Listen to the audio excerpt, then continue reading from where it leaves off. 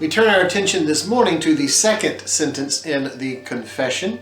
The sentence where we confess that we have not loved you with our whole heart, we have not loved our neighbors as ourselves.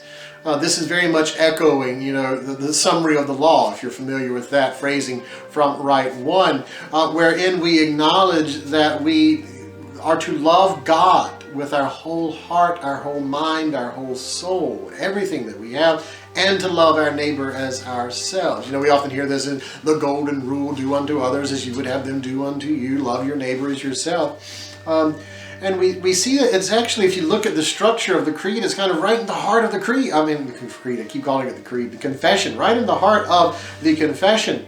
We have not loved you. Remember, we're confessing to our merciful God. We have not loved you with our whole heart. That notion of love, that self-sacrificing love, we do not love God with our whole heart. When we love God with our whole heart, then we open ourselves up to a new capacity to love, a depth of love that we can only imagine. And we confess that, in our relationship with God, I have allowed other things to be more important in my life. The invitation from God is to have God be the center of our life. And that's hard. That's part of the journey. That's why I often refer to Lent as the journey of Lent.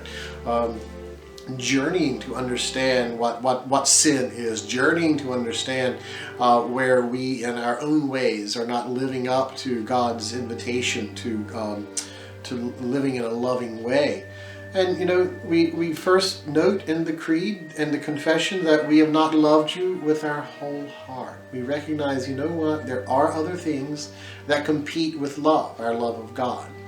The challenge for us is to work in our life, to structure our life, to strive in our life that moment where more and more of our heart is open to the love of God. And in so doing, God works through us, through our open heart, to therefore love the world in new and unimaginable ways. When we do that, when we are open to something larger than ourselves, than our own personal selfish whims, when we're open to God, God can do amazing things with the likes of you and me.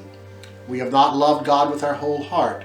May our journey this Lent, may our journey this in our life be to learn what it means to love God with more of our heart and to do just that.